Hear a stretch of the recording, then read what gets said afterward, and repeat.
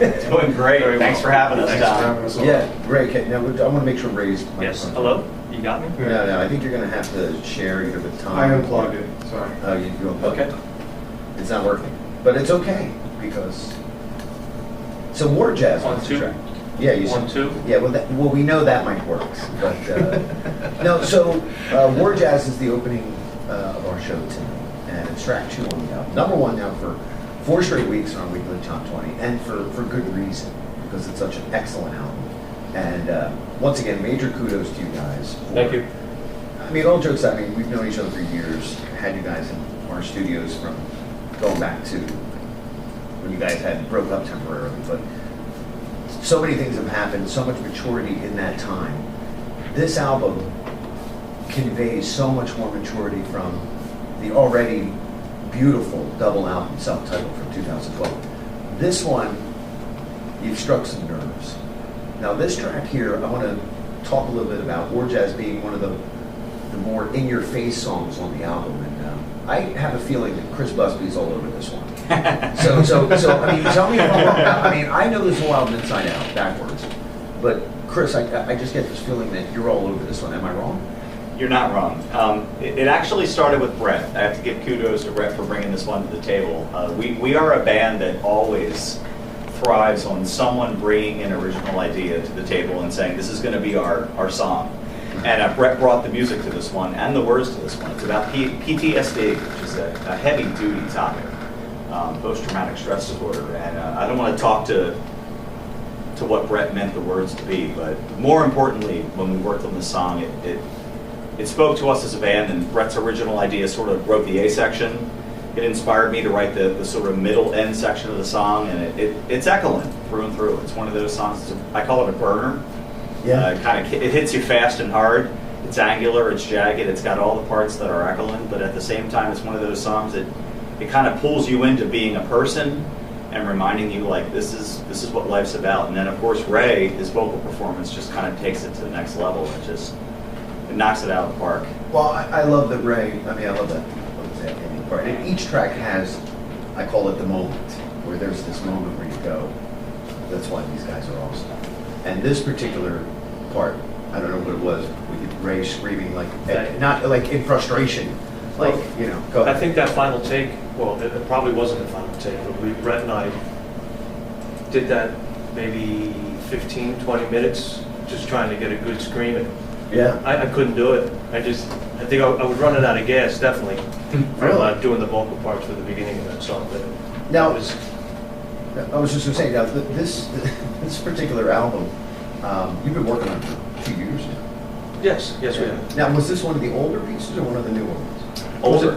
Older, right? Yes, in that time period, yes. Yeah. Early on. Yeah. But like I said, the first time I heard it, the first thing that came to my mind was Chris. I just had this feeling Chris was all over this one. And Tom, your take on War Jazz, and what meaning is?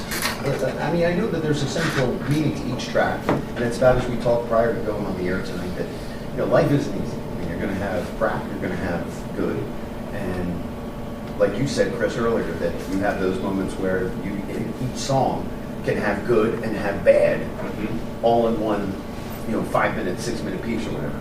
But Tom, tell us, what do we get from this track? Well, I think PTSD itself is kind of topical in this day and age.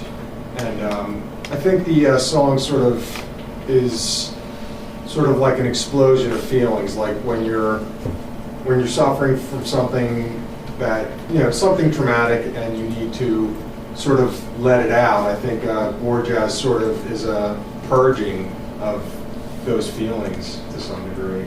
And I think the way it's performed by all of us is we all played very aggressively and deliberately on this song, and I think it sort of helped get out some sort of aggression that we all ourselves had. In a way, for lack of a better term, the song is performance art, in that we were each and every one of us, when we were playing it, we were really sort of punching our way through.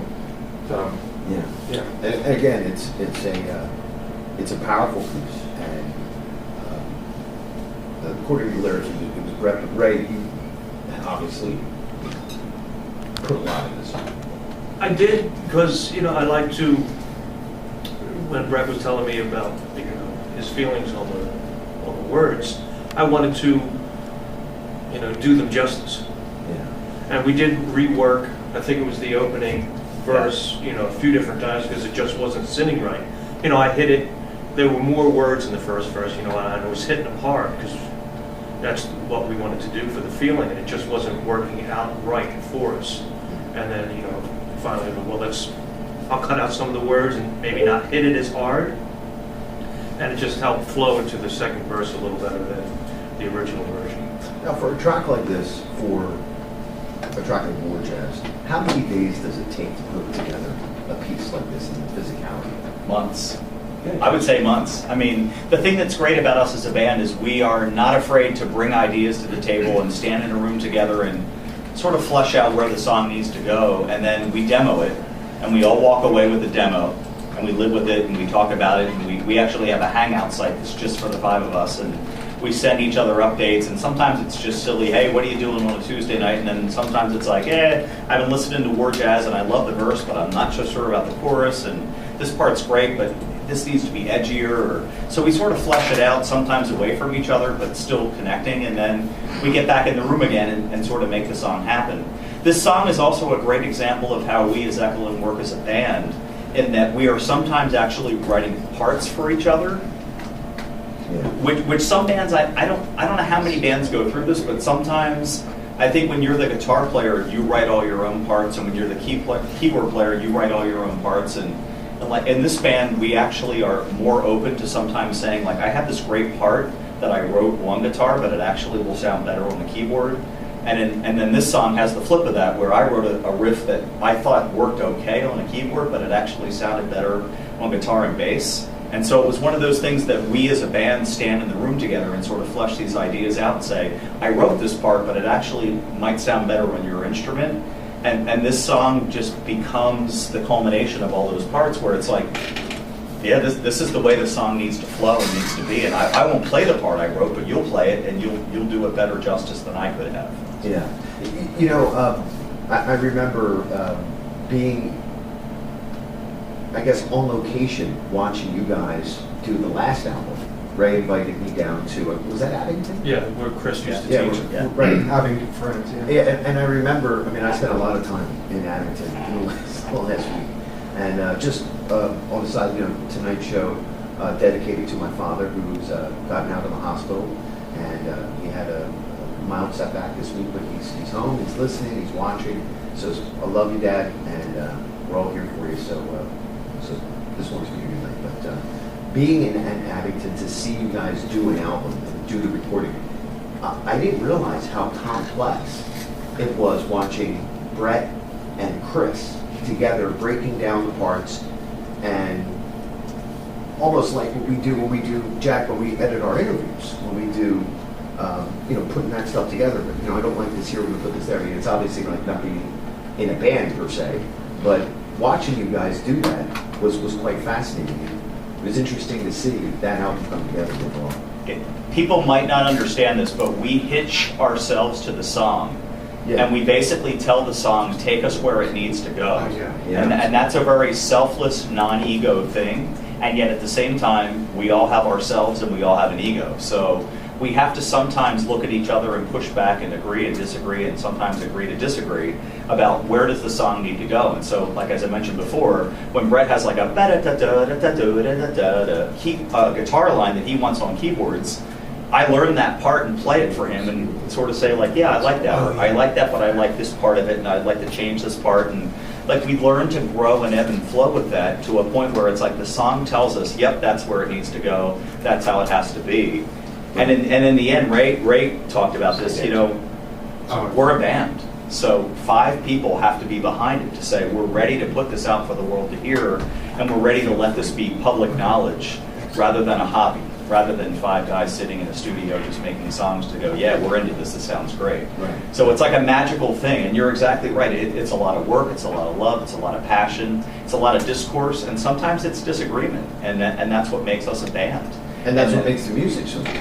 I appreciate that. Thank you. In my opinion. Thanks. And, I'm not blowing smoke when I say I put you guys up there with with my favorite band, Genesis. I look at you guys as one of the greatest things I've ever heard musically in progressive rock. Thank you.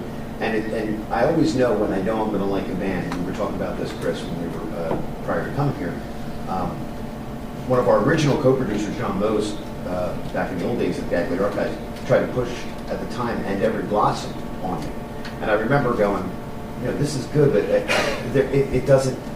I feel like I have to put this on the back burner, and maybe I'll appreciate it like other bands down the road in time.